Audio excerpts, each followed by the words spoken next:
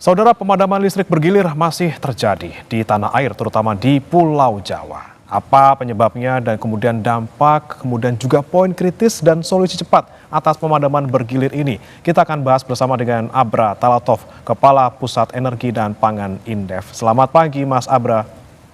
Selamat pagi, Mas Bremana. Ya, Mas Abra, kita perhatikan pernyataan dari PLN bahwa sudah membaik, paling tidak satu pembangkit ini sudah bisa beroperasi, sudah normal kembali, dan masih ada satu lagi pembangkit yang belum beroperasi secara normal. Kemudian disampaikan juga bakal masuk nih batu bara kalori menengah ke Indonesia gitu ya, ke PLN terutama untuk hari Senin ini. Tapi masih terus terjadi, Mas, pemadamannya. Ini apa yang kemudian menjadi kendalanya? Iya, ya, jadi mungkin saya ingin cerita kronologisnya dulu ya, Mas. Jadi supaya pemirsa masyarakat juga bisa memahami secara utuh sebetulnya apa yang menjadi akar permasalahan pemadaman listrik yang kita alami bersama ini. Pertama, bahwa operasional PLTU ini kan sangat membutuhkan pasokan batu bara. Nah, ada yang disebut hari operasional. Jadi stok batu bara untuk masing-masing PLTU. Idealnya stok batu bara itu di angka 15 sampai 20 hari. Jadi masing-masing pembangkit itu mestinya punya stok batu bara yang memadai sehingga tidak terjadi gangguan. Nah, karena ada perubahan kebijakan di akhir tahun lalu di 2025, pemerintah melakukan revisi untuk memberikan kuota produksi batu bara bagi masing-masing perusahaan batu bara yang tadinya awalnya per 3 tahun, kemudian direvisi menjadi per tahun. Nah, jadi ada perubahan secara tiba-tiba di akhir 2025 lalu. Nah, kemudian pemerintah ya melalui Kementerian SDM mempertimbangkan untuk melakukan pengurangan kuota produksi batu bara ya dari angka tahun lalu realisasinya itu sekitar 870 juta ton batu bara, kemudian di tahun 2026 ini dipangkas sampai 31% menjadi 600 juta ton. Nah, dalam prosesnya di bulan Januari sampai Maret, pemerintah memberikan relaksasi, artinya silakan perusahaan batubara untuk tetap memproduksi, tetapi tetap pemerintah akan melakukan evaluasi. Kemudian karena ditambah tadi relaksasi, pemerintah akhirnya memutuskan menambah kuotanya menjadi 733 juta ton. Tetapi tetap masih lebih kecil 15% dibandingkan realisasi tahun lalu. Nah, terjadinya perubahan di tengah jalan ini tentu membuat adanya gangguan baik bagi produsen batubara maupun bagi operasional pembangkit listrik PLTU gitu, Mas. Nah, kemudian akhirnya karena dalam perjalanannya proses pengesahan RKAB ini ya itu juga tidak secepat dengan kebutuhan untuk pasokan batubara untuk PLTU, sehingga terjadi akhirnya di bulan Juni ini beberapa PLTU ya itu kekurangan stok batubara gitu, Mas. Jadi HOP-nya ini tadi hari operasional kita juga pertanyakan, sebetulnya sekarang ini HOP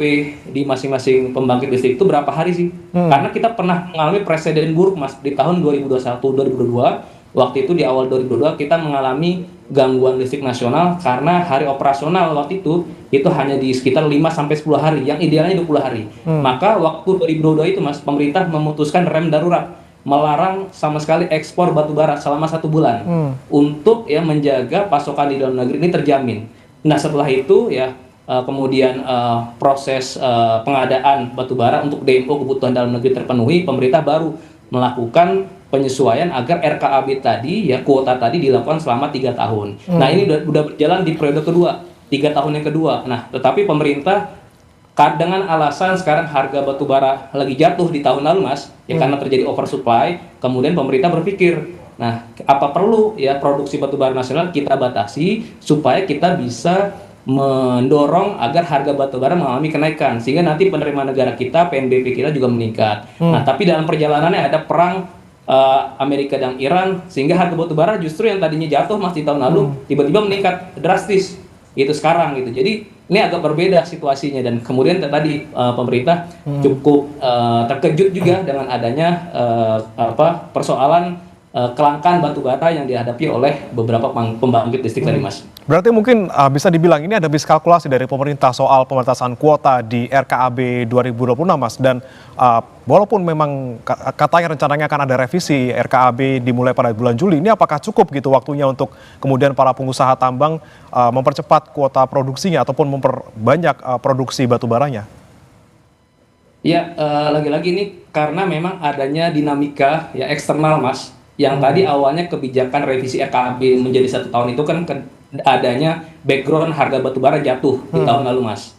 Maka dirubahlah dari 3 tahun menjadi 1 tahun. Tapi Hmm. dalam perjalanannya karena terjadi geopolitik ya, harga energi dunia meningkat, turut mengerek kenaikan harga batubara, sehingga yang kebijakannya tadi RKB-nya 1 tahun menjadi Hmm. kurang relevan gitu. Apalagi tadi pengesahan RKB-nya ya dilakukan di tahun berjalan, semestinya kan secara Hmm. ideal ya pengesahan RKB itu sudah bisa ditetapkan di akhir tahun lalu, sehingga masing-masing produsen batubara sudah firm nih akan memproduksi berapa banyak volume batubaranya, mereka akan ekspor berapa banyak Hmm. ya, kemudian nanti komitmen mereka untuk bisa memenuhi pasokan dalam negeri DMO itu berapa banyak, dan termasuk juga bagi pembangkit listrik ya PLTU itu baik PLN maupun IPP swasta itu juga bisa berkejaran dengan waktu untuk melakukan kontrak pembelian Hmm. dengan harga yang sudah disepakati. Nah ini kan memang dinamika ini Mas yang akhirnya saya melihat bahwa ini harus menjadi pelajaran penting, jangan sampai terulang lagi di masa mendatang. Dan ini pemerintah harus fokus ya, tentu saja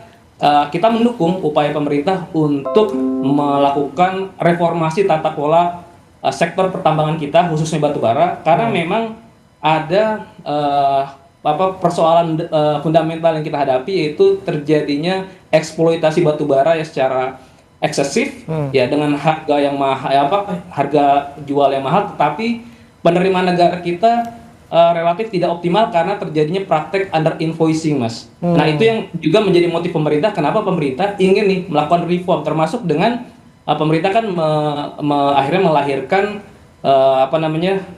kebijakan untuk sentralisasi ekspor sumber daya alam, salah satunya batu bara. Tadi untuk bisa menutup celah kebocoran adanya ekspor batu bara yang diindikasikan dalam puluhan tahun terakhir itu negara mengalami kerugian, Mas, karena praktek under invoicing tadi. Tetapi ya upaya untuk melakukan reformasi tata kelola mineral dan batu bara ini ya ternyata juga ada risiko tersendiri. Pemerintah juga pastinya akan menghadapi ya resistensi dari para perusahaan batubara, bahkan saya mungkin mengatakan dari para oligarki batubara. Tentunya mereka tidak akan menerima atau diam begitu saja. Nah, ini saya pikir menjadi salah satu ekses kebijakan pemerintah yang mungkin secara nasional itu dianggap sebagai kebijakan yang konstitusional ya, karena berlandaskan dengan undang-undang dasar dan juga adanya undang-undang minerba yang terbaru, di mana memang perusahaan batubara pemegang IUP dan IUPK memang wajib memenuhi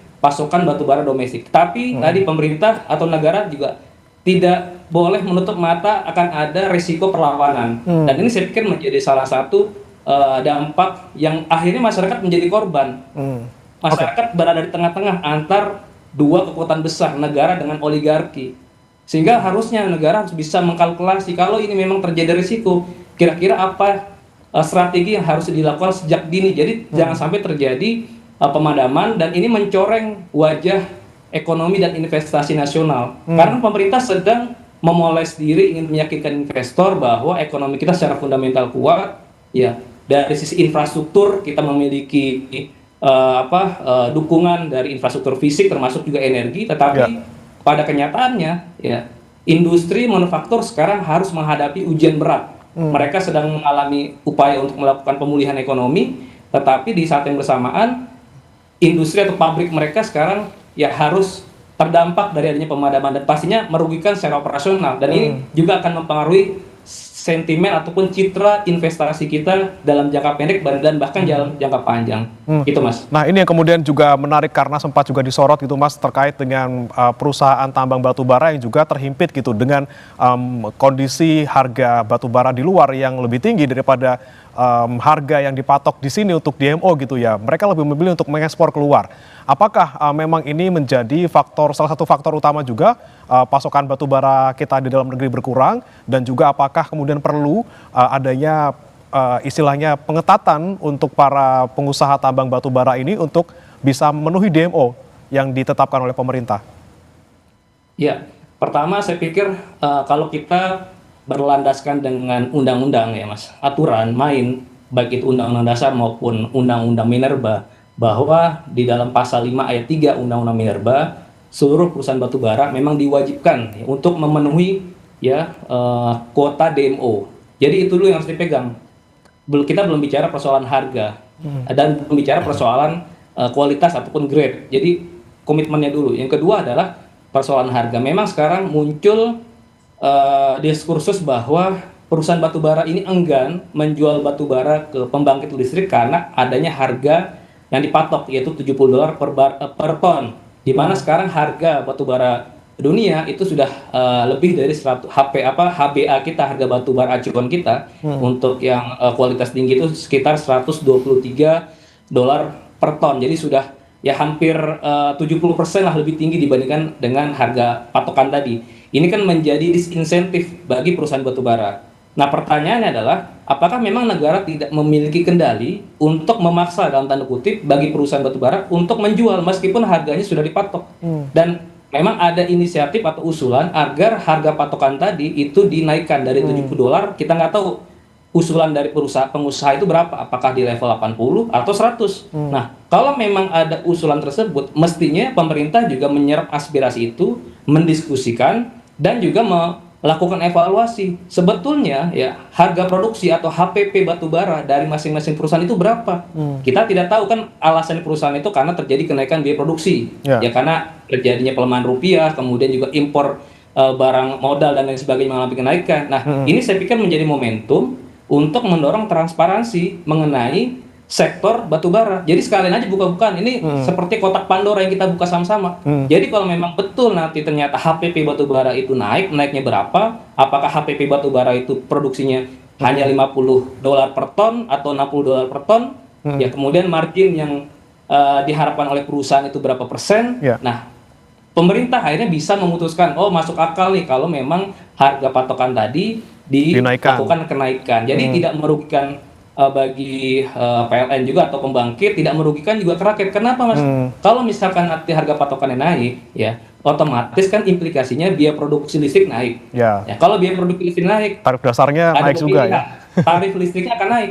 Ya. Apakah negara akan membiarkan atau nanti masyarakat akan menanggung kenaikan tarif listrik? Ini ya, jadi dilema juga ya Mas ya. Situasinya inflasi kita harus dikendalikan. Jadi dilema juga dan harus ada kalkulasi yang cermat juga. Jangan sampai ini membebani PLN nggak bisa bayar gitu karena harga pokoknya terlalu tinggi dan juga nanti malah berimplikasi pada tarif dasar listrik masyarakat lagi kemudian yang menanggungnya. Nah, bicara nanti soal pemadaman listrik bagaimana pengaruhnya ke masyarakat, kita akan bahas Mas Abra usai jeda berikut. Saudara jangan beranjak, Breaking News Kompas TV masih akan kembali bersama rekan saya Renata Panggalo. Dan saudara, pemadaman listrik bergilir masih terjadi di tanah air, terutama di Pulau Jawa. Apa penyebabnya, lalu dampak poin kritis dan solusi cepat pemadaman ini? Kompas TV akan bertanya pada Abra Talatov, Kepala Pusat Energi dan Pangan Indef. Mas Abra, kita lanjutkan perbincangan kita. Tadi kita sudah melihat laporan langsung dari jurnalis Kompas TV Adi Wahadi di Karawang yang dimana pemadaman ini berdampak pada 5 kecamatan bahkan hingga hari ini begitu. Menurut Anda bagaimana pemadaman bergilir ini bisa memicu kenaikan pengeluaran rumah tangga, seperti misalnya peningkatan biaya genset mandiri yang akhirnya harus dilakukan oleh masyarakat karena jangan sampai mereka tidak bisa mendapatkan energi listrik untuk beraktivitas sehari-hari. Mas Abra. Iya Mbak, jadi memang listrik ini kan menjadi kebutuhan pokok ya bagi masyarakat ya untuk menjalankan aktivitas ekonomi, baik skala rumah tangga maupun bisnis dan juga industri. Nah, tentu dengan adanya gangguan listrik ini pastinya menghambat seluruh roda ekonomi di masing-masing wilayah. Ya, tentu kerugiannya dirasakan secara langsung bagi rakyat. Ya, pertama mereka tidak bisa melakukan produksi, khususnya UMKM nih, mereka tentu tidak punya alternatif lain. Ya, artinya mereka benar-benar stop produksi. Buat industri ataupun bisnis barangkali masih bisa operasional dengan mengandalkan genset ya. Ketika pemadaman ini berkepanjangan dan juga berlanjut terus-menerus, apalagi tidak ada kepastian, ya ini sampai kapan? Ya tentu ini akan bisa mengganggu penghasilan mereka. Nah, yang kedua, kalau dari bicara secara dampak nasional, saya pikir bukan hanya dampaknya jangka pendek ya, tidak bisa berproduksi, tetapi juga dampak yang perlu perhatikan oleh pemerintah adalah ini kan akan menimbulkan krisis kepercayaan terhadap ekonomi Indonesia. ya, baik bagi investor existing maupun calon investor yang memang berminat investasi di Indonesia. Jadi kan mereka kan berpikir ulang, bagaimana mungkin mereka bisa berproduksi dengan aman, ya, dengan kondusif ketika kita masih mengalami, ya, persoalan dasar yaitu infrastruktur energi listrik. Itu kan menjadi prasyarat paling fundamental, ya, buat pertimbangan investor mengalokasikan investasi mereka di Indonesia. Nah, artinya memang ini harus, saya pikir ini sudah dikatakan eh, sama halnya ketika terjadi kelangkaan BBM, ya, khususnya BBM yang subsidi, ya, ini saya analogikan pemadaman ini walaupun, ya, lokasinya memang hanya baru di beberapa wilayah, tetapi kan ini menjadi akses secara nasional, menjadi wajah nasional kita. Jadi saya pikir ini kita belum mendengar ada statement resmi dari Pak Presiden, karena yang kita dengar baru dari Menteri SDM dan juga Direktur Utama PLN. Saya pikir ini harus dipegang kendali oleh Presiden, menjadi tanggung jawab Presiden untuk bisa menuntaskan, menyelesaikan persoalan besar ini. Jangan sampai berlarut-larut, ya, jangan sampai rakyat menjadi korban, ya, karena adanya eh, apa peperangan atau pertarungan, ya, reformasi di sektor mineral dan batu bara yang saya sampaikan tadi. Jadi kita memahami, rakyat bisa memahami bahwa negara memang punya intensi ingin melakukan reformasi besar-besaran. Tadi saya sampaikan bahwa praktek under invoicing, di mana Pak Presiden pernah menyampaikan dalam pidatonya di DPR waktu itu ada potensi kerugian 15.000 triliun rupiah dalam beberapa dekade terakhir karena adanya praktek eksploitasi batu bara secara agresif, ya. Dan dalam hitungan kami di Indef dalam 10 tahun terakhir, ya, potensi nilai under invoicing dari batu bara itu mencapai 20,7 miliar US dollar. Jadi angka yang sangat besar. Jadi tentu kita mengapresiasi, ya, niat positif pemerintah untuk memperbaiki nih tata kelola sumber daya alam kita, tetapi juga harus kalkulasinya harus matang, gitu. Jangan sampai karena adanya perubahan regulasi di tengah jalan, masyarakat terdampak, industri terdampak, UMKM terutama yang mereka sedang berjuang untuk survive, mereka harus menghadapi ujian baru, gitu, Mbak, di tengah ujian kenaikan harga-harga kebutuhan pokok dan juga bahan baku. Oke, diperlukan sosialisasi yang menyeluruh kepada masyarakat dan juga bagaimana langkah tegas dan cepat dari Presiden dan juga jajarannya untuk kemudian bisa menyelesaikan permasalahan pemadaman di tengah reformasi besar-besaran yang dilakukan di sektor batubara. Mas Abra, saya juga ingin bertanya mengenai bagaimana kemudian dampaknya ke dunia usaha, apalagi pabrik-pabrik yang juga terdampak pemadaman ini, tapi bisa ditahan jawabannya, kita ulas seusai jeda. Tetap di Breaking News. Dan saudara, kita lanjutkan perbincangan bersama dengan Abra Talatov, Kepala Pusat Energi dan Pangan Indef. Mas Abra, tadi sempat terputus perbincangan kita. Kita sudah memantau bagaimana situasi di Bandung tadi terdampak di dunia usaha, dan juga kalau di Karawang bahkan pabrik ini tidak bisa beroperasi gitu. Dari Indef sendiri mungkin Mas Abra, apakah ada hitungan nih sudah beberapa lama waktu ini berjalan pemadaman? Berapa kira-kira perhitungan kerugiannya sampai dengan saat ini, Mas? Ya, pertama mungkin saya mencoba menggambarkan potensi tambahan biaya yang harus dikeluarkan oleh masyarakat, khususnya UMKM, ya, karena kita di sini bicara UMKM ini yang paling terdampak, jumlahnya sangat besar. Jadi kalau misalnya dengan asumsi, ya, harga listrik itu kan per kWh Rp1.444. Nah, kemudian kalau pakai genset, ya, kurang lebih kalau mereka menggunakan Dexlite dengan harga sekarang yaitu Rp23.000 per liter, penggunaan genset itu sekitar kurang lebih per kWh-nya 6.900. Jadi 6.900 dibandingkan Rp1.400 per kWh. Jadi hampir 5 kali lipat biaya yang harus dikeluarkan oleh masyarakat. Tentu ini menjadi beban tambahan yang cukup berarti buat masyarakat. Otomatis pilihannya dua, apakah memang UMKM atau produsen ini akan menanggung kenaikan biaya produksinya atau akan limpahkan ke harga jual ke konsumen. Ini kan pilihan aja, artinya tetap nanti akan berpotensi meningkatkan inflasi buat harga-harga, gitu, Mbak. Yang kedua, kalau dalam level nasional, ini lagi-lagi juga tergantung asumsinya pemadaman ini seberapa luas dan seberapa lama. Jadi Kalau misalkan kita bicara pemadaman di wilayah Pulau Jawa dan kita asumsikan saja bahwa yang terdampak dari pemadaman ini mungkin skenario paling kecil nih saya ambil 10% dan pemadamannya selama 2 jam, ya, itu kurang lebih potensi kehilangan nilai ekonomi itu sekitar 160 miliar rupiah per 2 jam.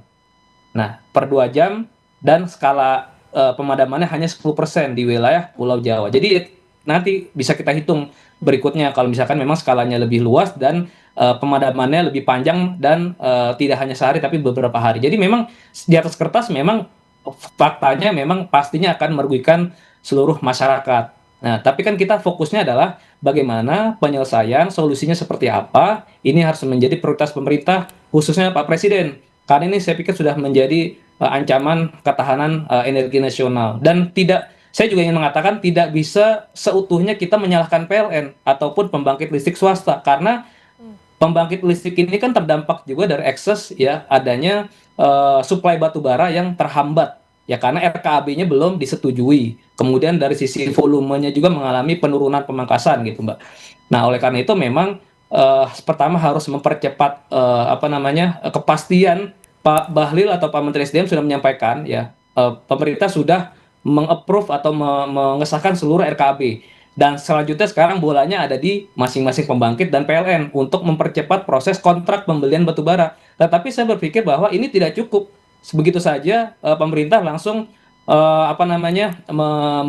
membiarkan persoalan ini di sisi PLN ataupun pembangkit listrik swasta. Tetap pemerintah harus mengawal, memastikan agar kontrak ini ya bisa dilakukan dengan cepat dan penyediaannya juga tadi dari sisi hari operasional batubaranya harus bisa dipastikan jangan sampai minim. Jadi pembangkit listrik juga harus bisa memproduksi secara andal gitu, Mbak. Itu yang jangka pendek. Jangka menengahnya saya pikir bahwa pemerintah tentu dalam fleksibilitas tadi melihat dinamika naik atau turunnya harga batubara juga perlu mencermati ketika terjadi adanya perubahan di tengah jalan. Jadi juga fleksibel tetapi harus antisipatif lah ketika terjadi perubahan-perubahan tadi. Dan yang tidak kalah penting ya, saya pikir fokus pemerintah untuk melakukan reformasi besar-besaran di sektor sumber daya alam ini mendapatkan momentumnya. Jadi jangan sampai pemerintah balik badan, gentar, ya pasti rakyat akan mendukung jika memang pada ujungnya ya pengelolaan sumber daya alam kita, batu bara kita itu akan menguntungkan buat rakyat, akan meningkatkan penerimaan negara kita baik royalti maupun PNBP dan pada akhirnya juga akan bisa memastikan ya sumber energi listrik kita dari batu bara itu bisa dipenuhi secara andal. Jadi ini jangan ada kata mundur lagi buat pemerintah. Tinggal bisa presiden harus mengambil tongkat komando secara tegas. Jangan membiarkan persoalan ini berlarut-larut, Mbak. Dibutuhkan solusi konkret yang cepat segera diselesaikan karena kalau pemadaman listrik ini terus berlanjut, kalau tadi hitungan Indef bahkan ada potensi kerugian 160 miliar per 2 jam. Nah, ini yang tentunya harus diantisipasi dan waspadai oleh pemerintah. Terima kasih banyak sudah berbagi pandangan Kepala Pusat Energi dan Pangan Indef Abra Talatov di Kompas TV. Sehat selalu, Mas.